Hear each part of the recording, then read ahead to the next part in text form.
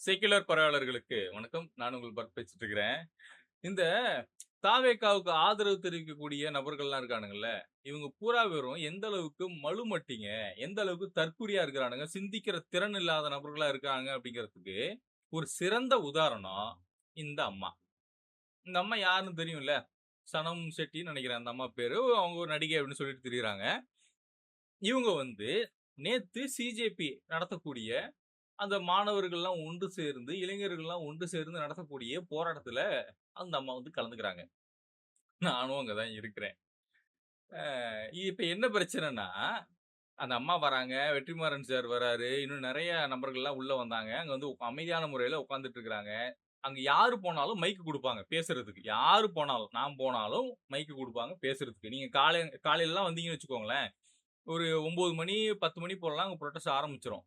ஆட்கள் வர ஆரம்பிச்சுருவாங்க. மேக்ஸிமம் 8 மணிக்கெல்லாம் ஆட்கள் வர ஆரம்பிச்சுருவாங்க. நீங்க போயி மைக் குடுங்க.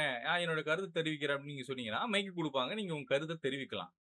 ஆனா, திட்டமிட்டு தாவேகா தரப்புல இருந்து இந்த போராட்டத்த எப்படி மடைமாற்ற விரும்புறாங்க அப்படின்னா, இந்த சனம் ஷெட்டி மாதிரியான ஆட்கள போராட்டத்து களத்துக்கு உள்ள விடுறாங்க.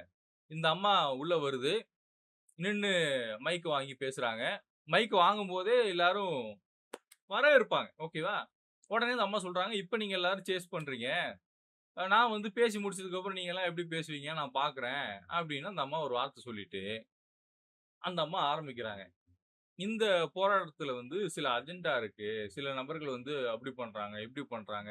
நான் கூட வந்து ஒரு மிகப்பெரிய தளபதி ரசிகை தான். நான் நேத்து கூட தான் போய் ஃபர்ஸ்ட் ஷோலாம் பார்த்துட்டு வந்தேன் அப்படின்னு அந்த அம்மா சொல்றாங்க. உடனே அங்க இருக்கக்கூடிய எல்லாரும், இது தேவையே இல்லாத வாதங்கள். இது ஏன் பேசுறீங்கன்ற மாரி அங்கேயும் சத்தம் குடுக்குறாங்க. உடனே அந்த அம்மா வந்து, "இப்ப என்ன பேச விட மாட்டீங்களா? நான் பேசவா? வேணாமா?" அப்படின்னு அந்த அம்மா மறுபடியும் கேட்கறாங்க. எல்லாரும் சொல்றாங்க, "நீங்க பேசவே வேணாங்க.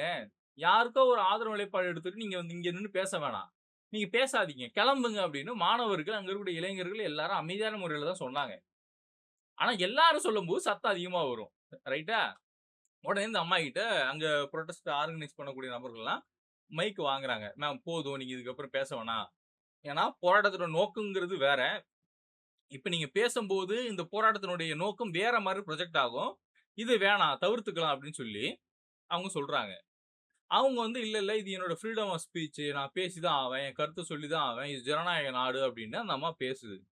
உடனே ஜனநாயக நாடு தானே, உன்னோட கருத்த நீங்க தெரிவிக்கலாம் தானே. அப்ப நீங்க என்ன பண்ணுங்க, நீங்க உங்க வீட்ல போயிட்டு நீங்க உட்கார்ந்து பேசுங்கன்னு சொல்லி மைக்க வாங்கி அனுப்பிட்டாங்க.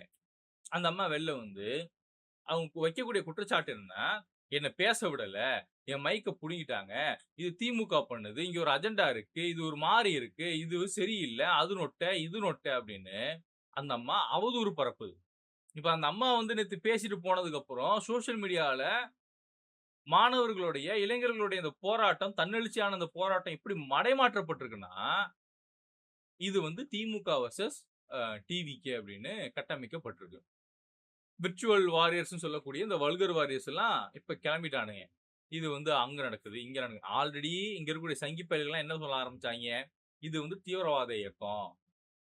இங்க வந்து தீவிரவாதிகளோட ஃபண்டட்ல தான் இப்போ புரொடெஸ்ட் நடக்குது. இந்தியாவ வந்து அசிங்கப்படுத்தணும்னு ஒரே நோக்கத்துல பண்றாங்க. அப்படின்னு பேசுனானுங்க. இன்னும் ஒரு படி மேல போய் மகாத்மா காந்தியெல்லாம் இழிவுபடுத்திக்கிட்டு, அவர் இந்த நாட்டுக்கு துரோகம் பண்ண நபர்கள்லாம் பேசக்கூடிய சில தற்குறிங்கலாம் இருக்குதுங்க. சில சங்கி தற்குறிலாம் இருக்குதுங்க. அதுக்கும் மேல போயிட்டு இவனுங்க என்ன பேச ஆரம்பிச்சுட்டாங்கன்னா, ஏதோ இந்த இந்தியாவ நாங்க தான் இந்த பிரிவினைப்படுத்தப் போறோம். இது திட்டமிட்டு இங்க இடதுசாரி சிந்தனையாளர்கள்லாம் ஒண்ணு சேர்ந்துகிட்டு, இவங்க வந்து பிஜேபிக்கு எதிரா அவங்க வந்து முழக்கம் குடுக்குறாங்க. அதுவும் குறிப்பா இந்துக்களுக்கு எதிரா அவங்க முழக்கம் குடுக்குறாங்க. இவங்க வந்து தவறான தீவிரவாத முழக்கங்கள்லாம் ஏற்படுத்துறாங்கன்னு சொல்லி தற்குறித்தனமா பேச ஆரம்பிச்சாங்க. இப்ப டெல்லில புரொடெஸ்ட் நடக்குது. மிகப்பெரிய அளவுல ஒரு ஆதரவு கிடைச்சிருக்கு. அந்த ஆதரவு மூலியமா இப்ப தமிழ்நாட்டிலயும் புரொடெஸ்ட் கிட்டத்தட்ட ஒரு 1 வாரமா நடந்துகிட்டு இருக்கு. நான் 2வது நாள்ல தான் ஆக்சுவலா நான் அங்க உட்கார்ந்துட்டு இருக்கிறேன். அப்படி இருக்கும்போது, இத இங்க இருக்கக்கூடிய தமிழக அரசாங்கம் ஆதரிக்காம, நீட் எதிர்க்கக்கூடிய இந்த அரசாங்கம் ஆதரிக்காம, எதிர்த்து நிக்கும்போது, மாணவர்கள கைது பண்ணும்போது, பெண்கள அசிங்கப்படுத்தும்போது, மாணவர்கள் மீது அவதூறு பரப்பும்போது, எல்லாருக்குமே இயல்பா கோவம் வரும். ஏன்னா, விஜய் இன்ன வரைக்கும் வாய தொறந்து ஒரு வார்த்தை பேசல. அது எல்லாருக்கும் இயல்பா கோவம் வரும். ஆனா, நீங்க திட்டமிட்டு என்ன பண்றீங்கன்னா, மாணவர்களுடைய தன்னெழுச்சி போராட்டத்தினுடைய நோக்கம் வேற.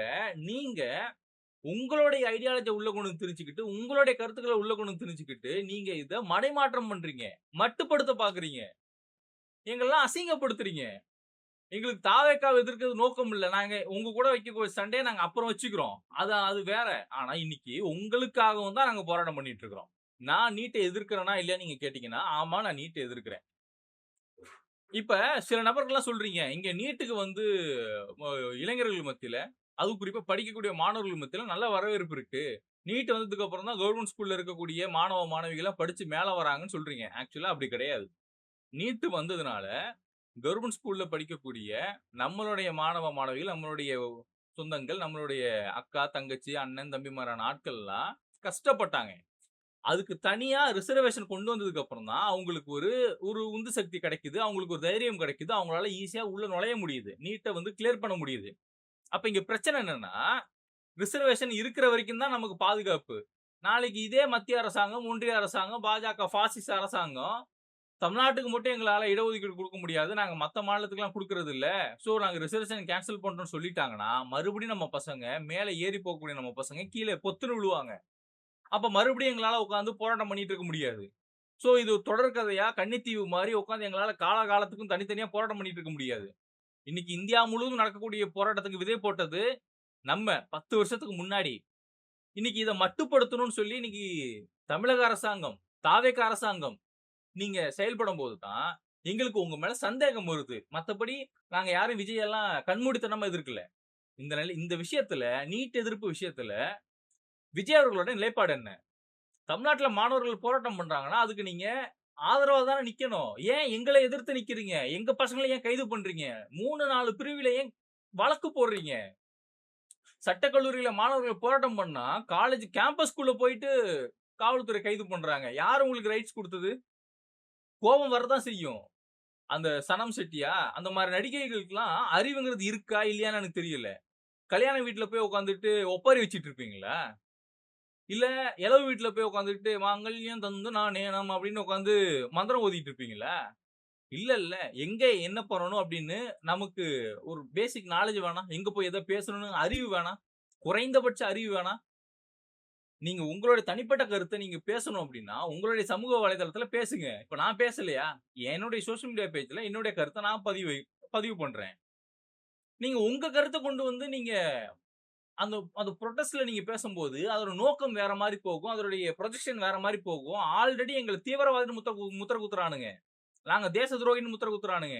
இந்துக்களுக்கு எதிரா நாங்க வேல நீட் எதிர்க்கிறதுக்கும், இந்துக்களுக்கு எதிர்ப்புக்கும் என்னடான்னு கேட்டா, அங்க வந்து தவறான சில முழக்கங்கள் வைக்கப்படுது. அப்படின்னு பேசிட்டு இருக்கிறாங்க. இப்ப நாங்க எப்படி போராட்டம் பண்ணணும்? ஜெய் ஸ்ரீராம் அப்படின்னு நாங்க சொல்லி போராட்டம் பண்ணா நீங்கலாம் ஒத்துப்பியா? வெற்றிவேல், வீரவேல் இப்படி சொல்லி நாங்க போராட்டம் பண்ணா நீ ஒத்துப்பியா? எனக்கு என்ன புரியலன்னா, இங்க மாணவர்கள் பாதிக்கப்படுறாங்க. அதனால பெத்தவங்க பாதிக்கப்படுறாங்க. இங்க பல குளறுபடிகள் இந்த அரசாங்கத்துல நடந்திருக்கு. நீட் வினாத்தாள் கசிவு அப்படின்றது நடந்திருக்கு. இதனால சில உயிர்கள் பறி போயிருக்கு. அப்ப இங்க இருக்கக்கூடிய மாணவர்களுக்கு ஆதரவா தானே நம்ம ஸ்டாண்ட் எடுக்க முடியும். பாதிக்கப்பட்ட நபர்களுக்கு தானே போய் துணை நிக்க முடியும். ஆளும் வர்க்கத்துக்கு, அதிகார வர்க்கத்துக்கு அடிமையா போய் நிக்க முடியுமா? நீங்க போய் அடிமையா கடங்க. நீங்க எழுதி குடுங்க. நான் தளபதி ரசிகை. நான் ஒரு அடிமை. எழுதி குடுத்துட்டு போங்க. யாரு வேணான்னா. இன்னைக்கு வந்து உட்கார்ந்துகிட்டு அப்படியே சமூக வலைதளத்துல இந்த சிஜேபி, இந்த இளைஞர்களுடைய இந்த போராட்டம், இந்த தன்னெழுச்சியான போராட்டம் முற்று முழுவதுமா இத தாவேகாவுக்கு எதிராக தான் நடக்குதுன்னு சொல்லி, ஒரு பெரிய ஒரு புரொபகண்டா இங்க கொண்டு வராங்க. நீங்க தான் அஜெண்டாவோட வேல பார்க்குறீங்க. இந்த போராட்டத்த எப்படி தனக்கு சாதகமா பயன்படுத்திக்கணும். இந்த போராட்டத்த எப்படி மட்டுப்படுத்தணும்னு சொல்லி, நீங்க தான் பிளான் பண்றீங்க.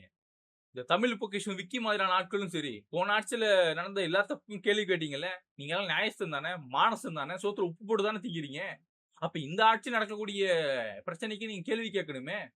ஏன் நீங்க கேள்வி கேட்காம, கடந்த ஆட்சியில் நடந்தது அப்படின்னு ஏன் அத வந்து நார்மலைஸ் பண்றீங்க? லாக்அப் டெத் நடந்திருக்கு. இதுல சில நபர்கள் கமெண்ட் போடுறீங்க. அது என்னன்னா, 75 நாள்ல எங்க அண்ணன் தளபதி வந்து எவ்வளவு சாதனை பண்ணியிருக்காரு. இதே சாதனைய போன ஆட்சியில பண்ணியிருக்காங்களா? ஒப்பிட்டு பாருப்பா அப்படின்றீங்க. சரி ஓகே. இப்ப நான் சொல்ற சில டேட்டாவ நீ என்ன பண்ணு, கடந்த ஆட்சியோட 75 நாள எடுத்து கம்பேர் பண்ணு. 300க்கும் மேல பாலியல் குற்ற சம்பவம் நடந்திருக்கு. 30க்கும் மேல போக்சோ வழக்குகள் பதிவு செய்யப்பட்டிருக்கு. அதுல கிட்டத்தட்ட 19 பேர் தாவேக்காக்காரன். அந்த 300 கேஸ்ல கிட்டத்தட்ட ஒரு 30லிருந்து 40 நபர்கள் தாவேக்கா கட்சி சம்பந்தப்பட்டவனுங்க குற்றவாளி. அதுக்கப்புறம் பார்த்தோம்னா 5 லாக்அப் டெத் 75 நாள்ல 5 லாக்அப் டெத். அதுல ஒரு மாற்றுத்திறனாளிய ரொம்ப ரணக்கொடூரமா கொன்றுருக்காங்க. இப்ப நேத்து ஒரு 2, 3 நாளைக்கு முன்னாடி தூத்துக்குடியில ஒரு இளைஞன அவன விசாரணைக்கு கூட்டு போறாங்க. போம்போது நல்லா இருக்கான். திரும்பி அவன் சிறையில இருக்கும்போது மயங்கி விழுகுறான். சிசிடிவி ஃபுட்டேஜ் அது நமக்கு தெளிவா சொல்லுது. திரும்ப பார்த்தா சாவறதுக்கு முன்னாடி வாக்குமூலம் குடுக்குறான். செத்து போயிடுறான். இதெல்லாம் எதிர்த்து யாரு பேசணும்? தமிழ் பொக்கிஷம் விக்கி, இந்த ஏ2டி நந்தா, இன்னும் சிலர் இந்த மதன் கௌரி மாதிரியான அல்ற சில்ற பசங்க. நீங்க தானே எடுத்து பேசியிருக்கணும். நியாயஸ்தானுங்க, மானஸ்தானுங்க பேச வேண்டியது தானே. ஏன் இதெல்லாம் பத்தி யாரும் பேச மாட்றீங்க? சாதனைன்ற. இப்ப இதுவும் உங்க அண்ணன் செஞ்ச சாதனை தான். லாக்அப் டெத் அப்படின்றது உங்க அண்ணன் நேரடியா கண்ட்ரோல்ல வச்சிருக்கக்கூடிய காவல்துறை செய்த கொலை. அப்ப இந்த கொலைக்கான பழிய உங்க அண்ணன் தானே ஏத்துக்கணும். ஏத்துக்கிட்டு தார்மீக அடிப்படையில ஒரு மன்னிப்பு. இப்ப என்னன்னா நம்மள முத்திர குத்துறான். கடந்த 5 வருஷம் திமுக எதிர்த்து கேள்வி கேட்கும்போது நம்மள சங்கின்னு சொல்லி முத்திர குத்திக்கிட்டு இருந்தாங்க. இப்ப தாவேக்காவ எதிர்த்து கேள்வி கேட்கிறோம் அப்படின்ற காரணத்துக்காக இப்ப நம்ம ஊபியா மாறிட்டோம். உடன்பிறப்பா மாறிட்டோம். ரூ. 200 வாங்கிட்டு திமுகக்கு வேலை பார்க்கிறோம். நம்ம மேல முத்திர குத்துறானுங்க. நீங்க எவ்வளவு காசு வாங்குனீங்க? உங்க அப்பன் தானே குடுக்குறானுங்க காசு. அ உங்க அப்பனும் உங்க ஆயாவும் தானே எனக்கு கொண்டு காசு குடுக்குறாங்க. அப்படி ஏதாவது பேசிருவேன். புரியுதா? ஒரு அளவுக்கு தான் எதுவா இருந்தாலும். பிரச்சனைய கேள்வி கேளுங்கடான்னா, கடந்த ஆட்சி நடக்கும்போது எங்க போன? புடுங்க போனாங்க. நீங்கலாம் எங்க போன? நீங்கலாம் எங்க போனீங்க? ஏய் நான் 5 வருஷமா 5 இல்ல 6, 7 வருஷமா இந்த இதுல நானும் உட்காந்து வாழ் கத்திட்டு தான்டா இருக்கிறேன். ஒரு 2, 3 வருஷம் எனக்கு தெரிஞ்சு நான் ஒரு திமுக எதிர்ப்பு சேனல்லாம் வேலை பார்த்துருக்கேன்டா. அதுக்கப்புறம் தான்டா நம்ம சேனல் ஸ்டார்ட் பண்ணி 3, 4 சேனல் ஸ்டார்ட் பண்ணி, அதுல 3 சேனல் ரிப்போர்ட் ஆயி 4வது சேனல் மறுபடியும் போன வருஷமா அதுக்கு முந்தின வருஷமா ஆரம்பிச்சு மறுபடியும் இப்போ உட்காந்து பேசிட்டு இருக்கிறோம். என்னடா நீங்க தானே இப்ப புதுசா உள்ள வந்திருக்கிறீங்க. நீங்க புதுசா உள்ள வந்து பார்க்கும்போது நாங்கலாம் புதுசா தான் தெரிவோம். நாங்கலாம் அப்பத்துலருந்து பேசிட்டு தான் இருக்கோம். எல்லா பிரச்சனைக்கும் குரல் குடுக்குறோம். எல்லாத்த பத்தியும் பேசுறோம். குறைந்தபட்ச மனிதாபிமானம் உங்களுக்கு ஒண்ணு இருந்ததுன்னா, அந்த புரொட்டஸ்ட்க்கு தயவுசெய்து ஆதரவு தெரிவி. நீ விஜய் ஃபேனா இரு. நீ வந்து ஃபர்ஸ்ட் டே ஃபர்ஸ்ட் ஷோ போய் பாரு. அந்த சனம்லாம் சொல்றாங்க. நான் போய் ஃபர்ஸ்ட் டே ஃபர்ஸ்ட் ஷோ பார்த்தேன். இதுல என்ன பெருமை? மேய்க்கிறது எருமை. இதுல என்ன பெருமை? இது சொன்னோனே அங்க இருக்கவங்கலாம் அப்படியே அப்படி கத்துவாங்கன்னு நெனச்சுட்டு அந்த அம்மா பேசிருச்சு. அவன் பார்த்தா நான் வெளில போமான்ட்டான். வெளில வந்து ஜனநாயக நாடா ஊங்குது. உங்களுக்கு ஆதரவு தெரிவிச்சா நாங்கலாம் ஜனநாயகவாதி. நீங்க செய்யக்கூடிய தவற தட்டி காட்டினா நாங்கலாம் தீவிரவாதி. என்னடா இது? அ அது மாணவர் போராட்டம். மாணவருக்கு கோவம் இருக்குது. மத்திய அரசும், மாநில அரசும் 2 பேரும் சேர்ந்து எங்களோட போராட்டத்த முடக்க பார்க்குறாங்கன்னு சொல்லி அவனுக்கு கோவம் இருக்குது. ஏன் விஜய் வாய தொறந்து பேச சொல்லுங்க. ஏன் பாயிண்ட் வரட்டும் இப்படி மூடிட்டு உட்கார்ந்துட்டு இருக்கிறாரு? ஏன்னா பேச மாட்டாரு. பேச மாட்டாரு. நான் கூட மோடியோட கைக்கூலி விஜய்லாம் நான் இதுவரையும் பேசினது இல்ல.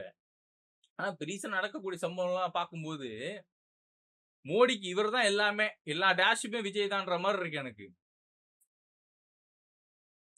ஒண்ணும் சொல்றதுக்கு இல்ல. மக்கள் புரிஞ்சுக்கோங்க.